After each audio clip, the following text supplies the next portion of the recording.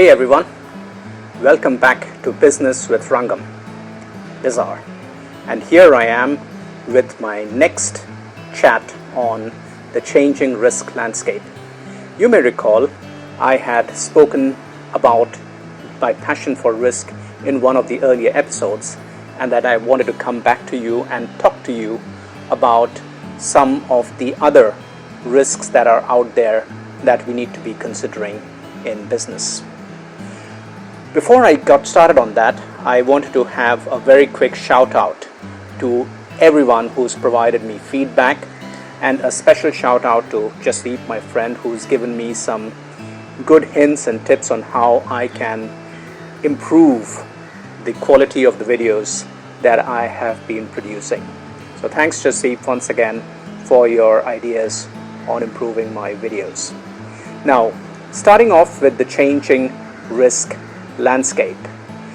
We have seen that the global economy has really been experiencing a seesaw recovery, and this has happened mainly on account of the mixed vaccination experience and the patchy availability of vaccines. But one thing that has really been made clear is that this recovery ultimately is going to be vaccination led, and that's going to be our pathway out of that as the pandemic gradually shifts into the background. It's not going to be a situation where we are going to be completely out of the pandemic. We've got to be learning to live with it and then have all of us vaccinated so that some semblance of economic life can resume in the longer run. Now, in this video, I will try to cover a broader horizon of risks that business leaders need to consider. Now, these are not all the risks that are obviously out there, but these are just some of the more important risks that businesses will be faced with, and it should be considered to be a starting point for leaders to engage with their organization to identify how well prepared they are to deal with these risks and what kind of action plans they need to put in place to mitigate potential impacts. At the end of the day, being well prepared is part of the success of managing the risks in our business, and not to be caught off guard.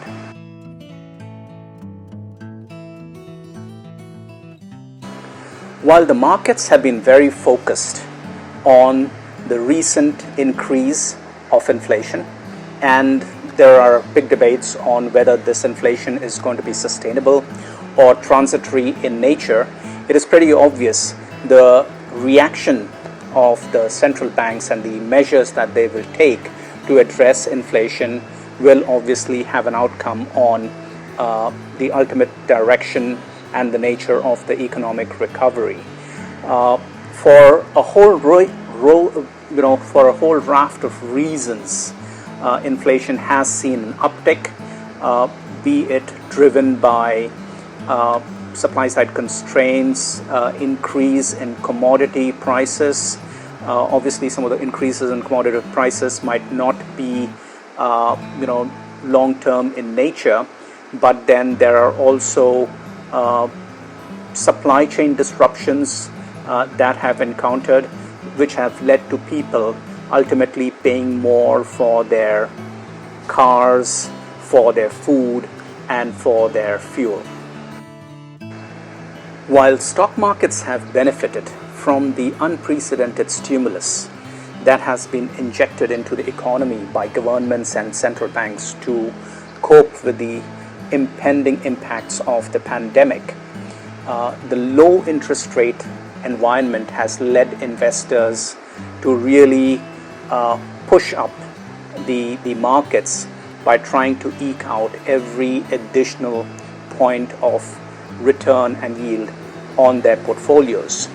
So as central banks consider their alternatives to move into a recovery, post-pandemic recovery phase, any element of inflation, any consideration of interest rate increases and currency movements will definitely have an impact on how individuals and businesses consider allocating their capital to rebalance and reposition their portfolios. What we will also see is the impact on individuals, especially individuals and vulnerable families who potentially had to resort to debt or to government support to sustain themselves through the pandemic period.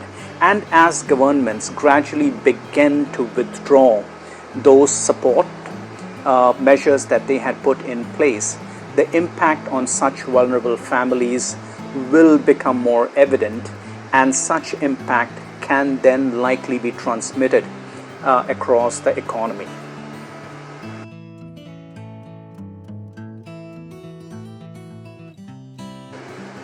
The second risk I want to talk about today is cybersecurity and the risk of online fraud. Now, through the pandemic, our digital lives have taken off in a big way. Digital disruption is no longer a risk, but it is a reality.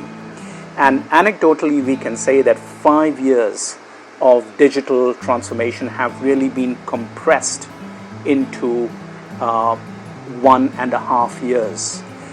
Through the pandemic, we have seen the deployment of widespread work from home technologies like video calls, cloud-based collaboration tools, online shopping facilitated by digital payments, online delivery of food and groceries, and online streaming services to keep us entertained, and so much more. This has obviously led to its own sets of challenges with rising instances of cybercrime and of fraud. Since 2020 and early part of 2021, we have seen some very high-profile cyber security crimes, some of which have even been state-orchestrated, targeting national infrastructure such as energy, financial services, transportation, and these can really land crippling blows to the economy of countries.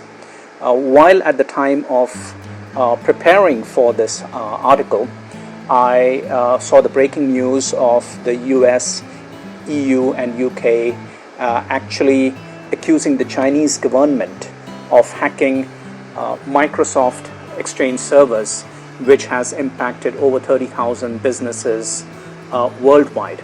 And prior to that, we have seen massive security breaches at Colonial Pipeline, CNA Financial, Kaseya, JBS, SolarWinds, amongst many more other high-profile attacks.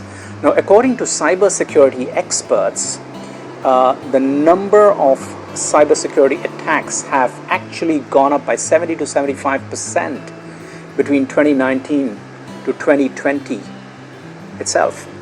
And in 2020, over $400 million of ransomware was paid as a result of these ransomware attacks. Now, what has really facilitated this growth in ransomware attacks has been the success of cryptocurrencies, which are really the currency in which the ransomware payments are made today following these attacks. And beyond cybersecurity hacks, ransomware hacks, there just has been a tremendous uptick in online fraud as our lives have moved, as our digital lives have moved online. These use, online digital payment scams. There are fraudulent online transactions, digital identity thefts, love scams, and just a mushrooming level of crime has moved on to the digital sphere, where businesses have to be prepared to really identify track and protect against these kind of fraudulent activities.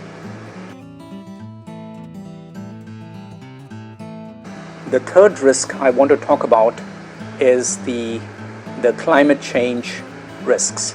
It is not really third in terms of importance, because I do believe that climate change risks will be the defining risks for the world in the coming decade, not only in terms of commitments, but really in terms of actions. Over the past week, we have already seen the devastating floods in Europe, in Germany and its neighboring countries, which have claimed certainly at least 160 lives, with many more still missing. We have seen the floods in the Henan province, which have devastated Zhengzhou, and we have seen the unprecedented heat waves throughout the US, which has led to widespread forest fires, which has damaged over 300,000 acres across 13 different states.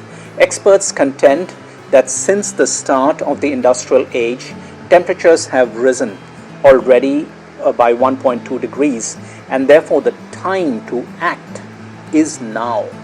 And therefore we have seen, especially over the last several months, many countries and businesses renew their commitment and really declare their intention to achieve net zero carbon emissions by mid-century. While the US's new Green Deal and the EU's 2030 climate target plan have collectively made commitments to achieve net zero carbon emissions by 2015, these have been far more tangible in terms of commitments than real action plans to date. But the crucial question that remains is whether the post-pandemic recovery in the more developing countries like India, Brazil, Russia, and their climate commitments be impacted by the need to prioritize economic recovery over climate change. That is something that remains to be seen, and I do believe the role developing countries will play in really addressing the climate change challenge will be significant, and this is where countries will have to work in partnership with each other to support the developing countries to also help their climate change goals and commitments. Companies will also come under scrutiny from their investors, as major institutional investors and funds have been implementing ESG mandated funds, and it is estimated that the assets under management of these ESG mandated funds will reach over 53 trillion US dollars by 2025, according to Bloomberg. And these investors will obviously be putting a lot of scrutiny on companies and the actions they are taking to actually achieve net zero carbon emissions by 2050.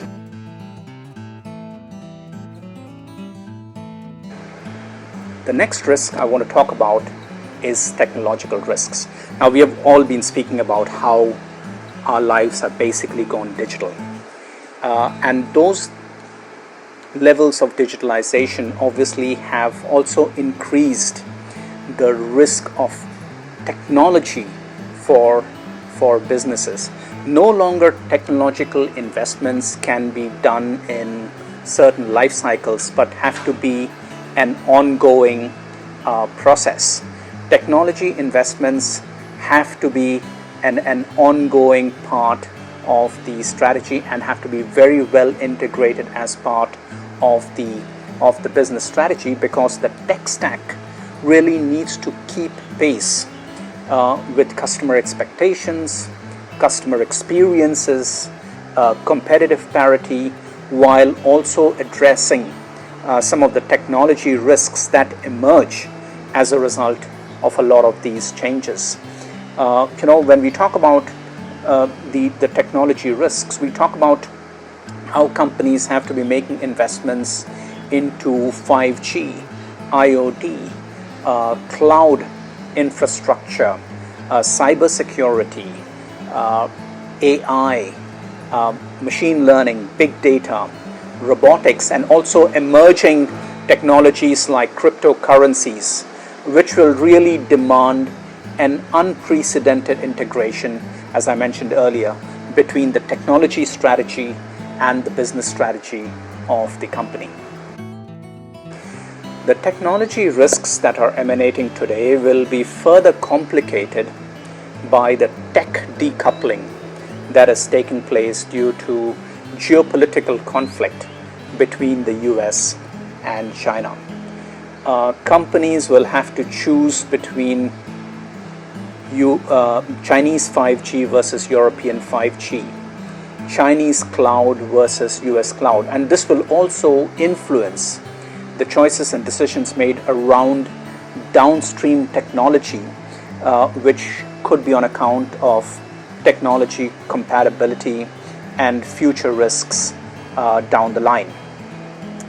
Beyond the technology compatibility issues, there will be further risks from a regulatory perspective that will be defined by data privacy, data access, data residency, data retention, all of that put together collectively.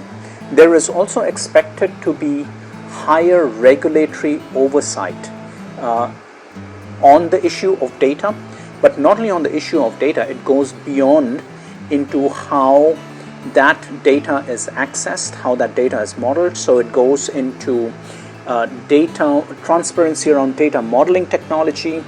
It goes into the overall ethical decision architecture of how the models are designed, how AI is deployed, and the ethical framework of deploying such AI technology so that it does not really exclude the weaker sections of society, and that it does not lead to a widening social gap or aggravating the social divide that definitely post-COVID is something that will come into bigger prominence and focus.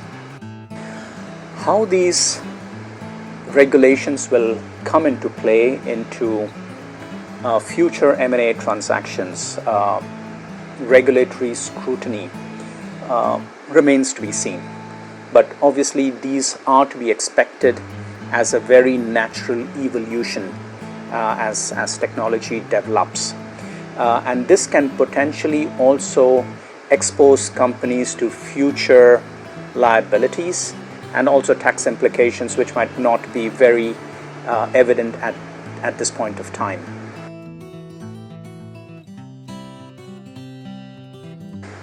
The next risk which I want to spend a bit of time on would be geopolitics.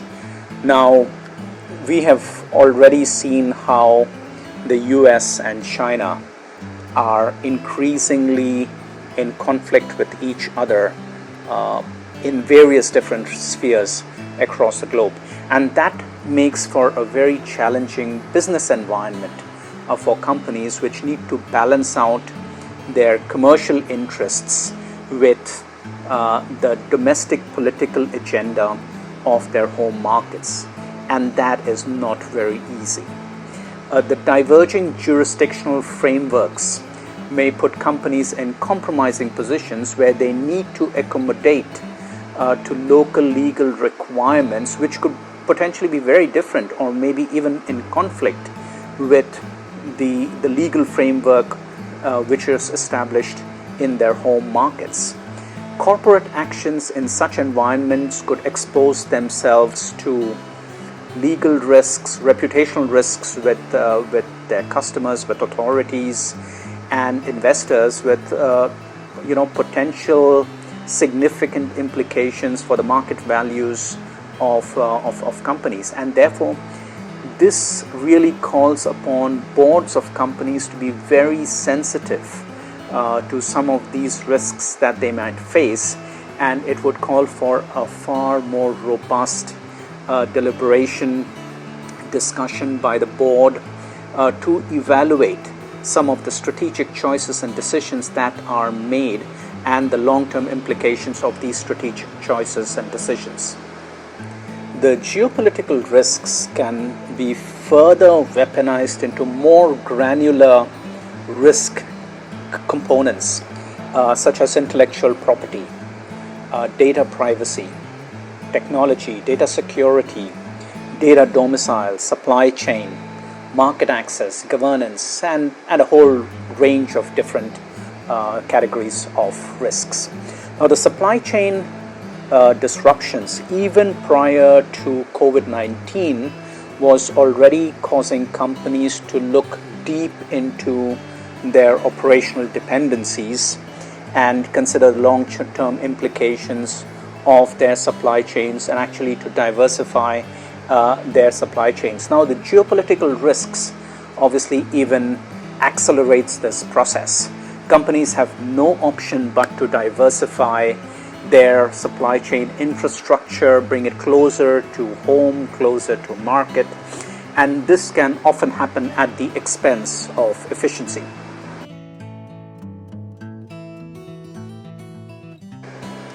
The entire gamut of today's risk environment makes for fairly complex strategic assessments at the level of the board and company management that goes really beyond the business strategy and operational considerations. It requires a much deeper and broader understanding of the intricate externalities with variables including geopolitics, civil society, customer rights, ethical decision architectures. Boards are called upon today to be far more informed, connected, and responsive to evolving circumstances. They are expected to engage with stakeholders with high levels of transparency and effectively communicate the company's position, the company's strategy, while navigating very sensitive, multifaceted issues.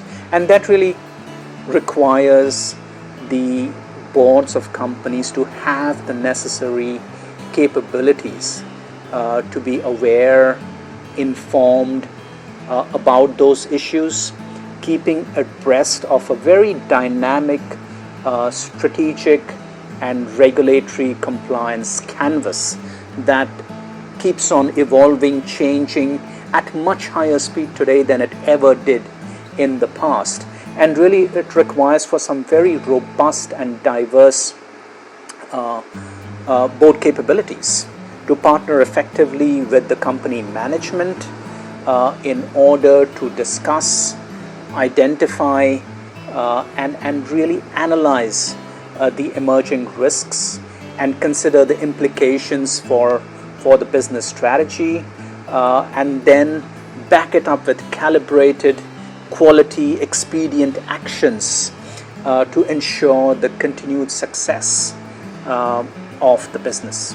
We are certainly living in times of tremendous change that will reshape our economic, social, and business structures in the coming decade.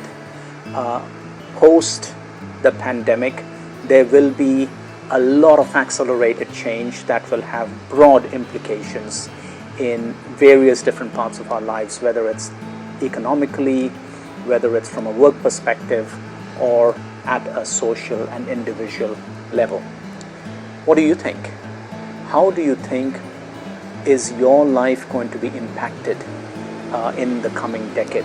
Whether it be your personal life, whether it be your business life, or the life in your community and society.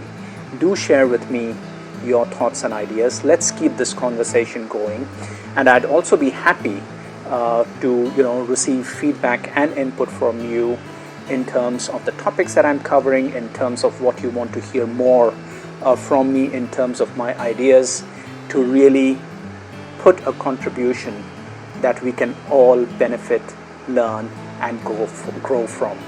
Thanks for joining me in today's Business with Rangam on the changing risk landscape.